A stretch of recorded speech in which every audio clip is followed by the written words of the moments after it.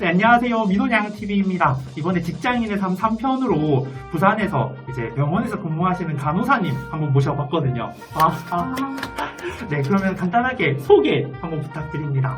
안녕하세요. 저는 지금 부산에 살고 있는 32살 김팅이라고 합니다. 네, 김팅 간호사님.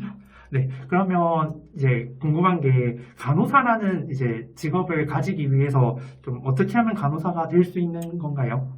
일단 뭐 여러분들이 아시는 것처럼 저희 이제 간호대학을 가서 이제 4년 동안 이제 공부를 하고 나서 이제 중간중간에 학기별로 아마 실습이 있어요. 그 실습이 이제 정해져 있는 시간을 채우고 나서 이제 4학년이 다 됐을 때 이제 국가고시를 치르게 되거든요. 국가고시를 치고 나면은 이제 말 그대로 국가고시 합격을 하면 이제 내가 원했던 병원 이제 서류를 내고 면접을 보고 합격이 되면 간호사 일에 이제 업무를 뛰어들게 되는 거죠.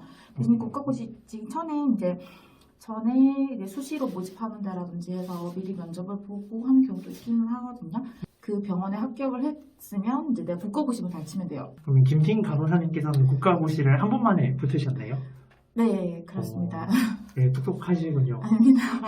그러면 간호사가 되기 위해서는 그 간호학과에 가는 건 필수적인 건가요?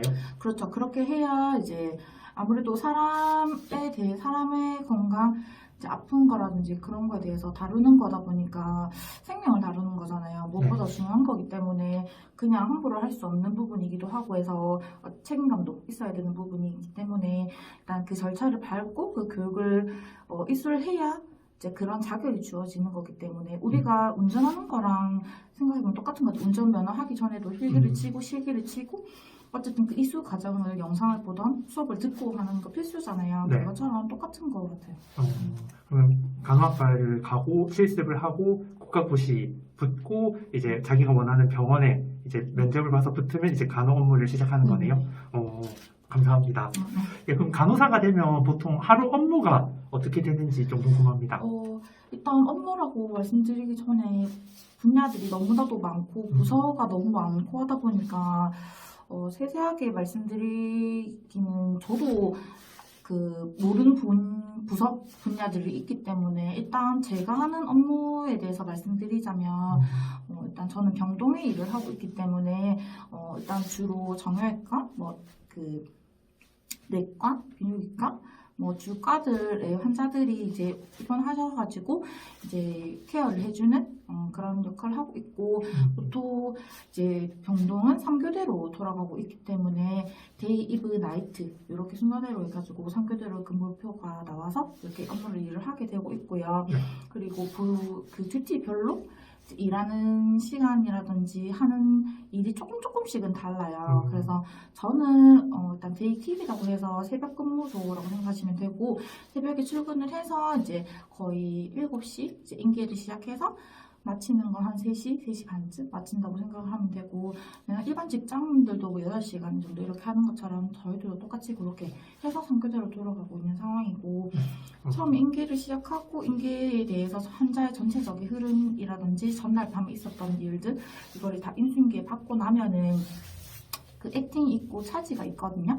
그래서 각자 이제 파트 그 위치에 대한 업무를 또 각자 또 인기를 받아요. 임수인계를 받고 나면은 이제 제가 해야 될 것들, 처치해야 되는 것들, 이제 이걸 다 정리를 해서 이제 중간중간에 이제 일을 쳐내기는 하거든요. 저희가 일을 쳐낸다고 표현을 하긴 하는데 이제 솔직히 말해서 회사원처럼 앉아서 이렇게 작업하는 것이 아니라서 일단 그 순간순간에 들어오는 이제 업무들 그런 거를 조금 쳐내야 되는 거긴 하거든요. 그럼 주 업무가 보통 그럼 병원에 있는 환자들을 위한 일들을 많이 하는? 네네네. 네, 감사합니다. 그러면은 좀 궁금한 게 이제 그렇게 환자들을 이렇게 보살피고 또 간호 업무하면서 김팅 간호사님께서 가장 힘든 점이 있다면 어떤 점이 힘드신지? 일단 사람을 대하는 부분에 있어서 조금 힘든 부분이 있는 것 같아요. 그리고 요즘은 예전에는 그냥 일반 병동이라고 표현을 했다면 지금은 그 보호자 없는 병동, 그 포괄 병동이라고 해서 거의 이제 나라에서 그렇게 하자고 일단은 추진하고 있어서 거의 작은 병원급들도 그렇게 다 바뀌고 있는 추세라고 하더라고요. 그래서 저희 병원도 일단 그렇게 지금 하고 있는 상황이고, 근데 아무래도 보호자가 없는 병동이다 보니까 이제 보호자가 없어도 이제 저희 이제 의료인들이 추가로 일단 인력이 더 충원돼가지고 일을 하게 되곤 하거든요. 근데 아무래도 보호자가 없는 상황이다 보니까 저희가 해야 되는 업무가 조금 더 많아지긴 했어요. 그래서 그런 부분에서 조금 힘들고, 또 환자를 대할 때 그런 부분에 있어서도 아무래도 연령대들도 엄청 다양하고 하다 보니까 소통하는 부분에서도 조금 힘든 부분이 좀 있는 것 같습니다. 제가 그냥 어제 주워 듣기로 뭔가 간호 이 병원 자체가 그렇게 넓진 않아서 네. 뭔가 다 어떤 사람들인지 다 안다고 하더라고요. 맞아요. 그래서 솔직하게 이게 환자랑 이제 부딪히는 게 더 스트레스가 큰지 아니면 같이 근무하는 사람들로 인한 스트레스가 큰지 좀 궁금하거든요.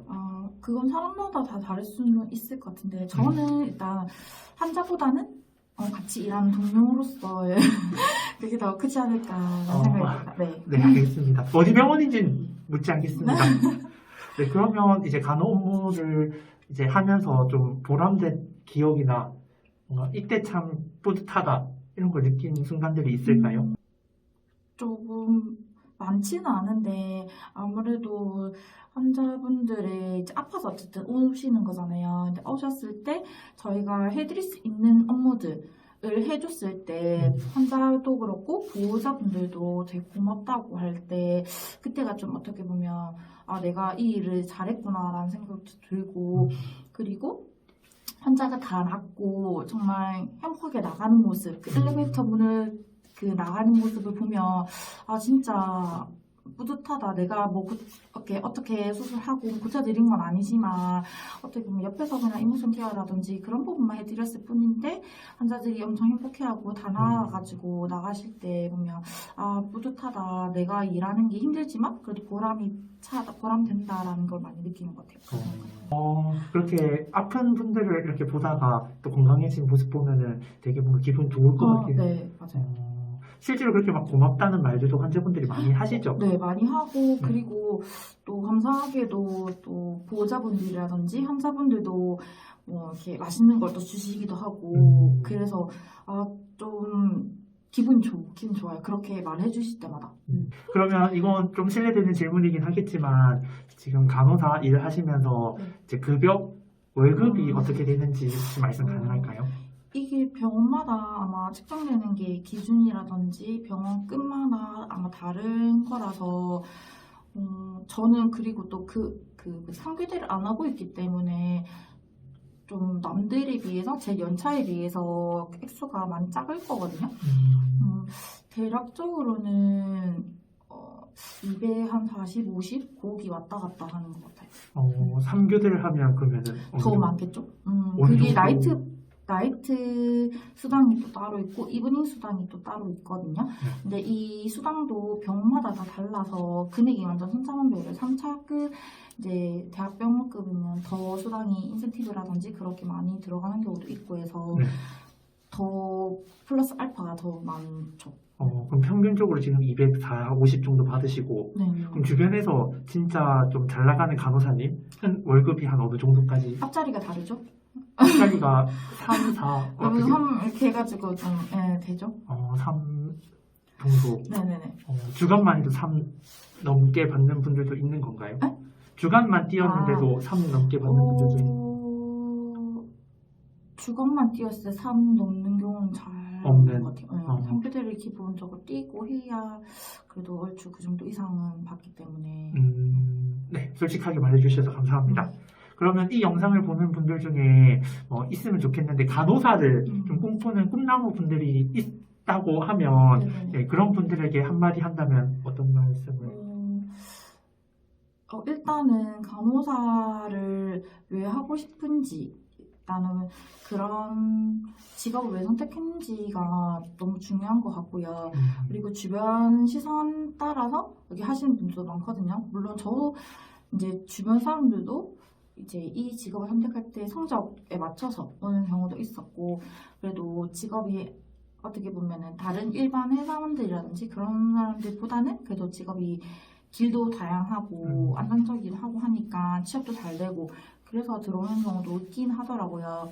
근데 그것도 중요하지만 내가 왜 이 일을 택하고 시작할 건지가 제일 먼저 중요한 것 같기는 해요. 그래서 그 직업을 내가 왜 하고 싶은지를 먼저 잘 선택해서 이 일을 하는데 대신 이제 들어와서가 문제긴 하더라고요. 제가 경험상 많은 일도 있고 그리고 어쨌든 사람 대 사람 간에 부딪히는 경우도 있고 직업으로서 부딪히는 경우도 너무 많고 하다 보니까 그거를 잘 못 버텨내고 이제 그만두고 하시는 분들이 너무 많거든요. 그래서 책임감이라든지 끈기라든지 이런 강한 체력과 막 여러 가지가 많이 일단 필요한 부분인 것 같더라고요.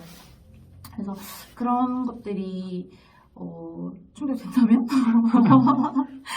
뭐든 알아서 잘 하시겠지만 일단 그런 것들이 제일 중요한 것 같긴 하거든요. 네, 어쨌든 그 마음가짐이 제일 중요한 것 같긴 하고 요즘에 책임감이 잘 없거든요.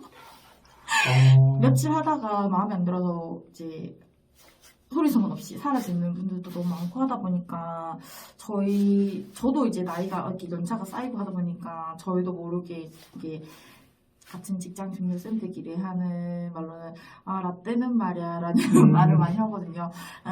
저희 때는 있을 수도 없는 그런 부분도 없잖아 있어가지고 책임감이 좀 중요한 것 같고 일단 어쨌든 내가 좋아하면은 힘들어도 하게 되잖아요. 네.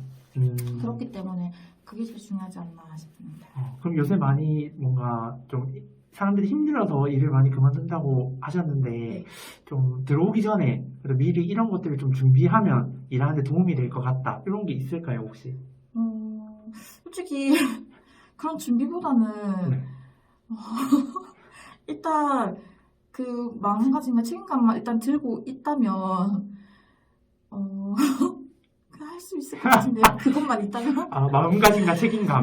네. 솔직히 그런 생각도 없이 들어오게 되면 네. 힘들면 저희가 그냥 쉽게 말해서 그 알바 이런 것만 생각해도 내가 힘들면 그냥 그만두면 장땡이잖아요. 네. 근데 이거는 어찌 보면 사회생활 시작인 거고 내 직업인 건데 하다 그만두면 솔직히 간호 세계에서는 어떻게 보면 좁거든요. 그래서 좁는다고요? 좁아요. 그래 좁다. 좁아서 다 이렇게 어떻게 보면 소문이 돌고 막 이렇게 하는 경우도 있더라고요. 네네. 그래서 그런 것도 잘 생각하셔야 되지 않을까. 이 길로 계속 가실 거라면. 네, 좋은 말씀 감사합니다. 네, 그래서 오늘 이제 인터뷰 도와주셨던 부산에 이제 모 병원에서 근무하시는 팅킴 김팅 간호사님 모셔봤고요. 그래서 다음에는 이제 직장인의 삶 4편으로 또 다른 직종의 분 모셔서 인터뷰 할 거니까 네, 영상 보시고 괜찮았다면 이제 구독이랑 좋아요도 꼭 해주시면 감사하겠습니다. 네, 그럼 다음에 또 봤으면 좋겠습니다. 안녕.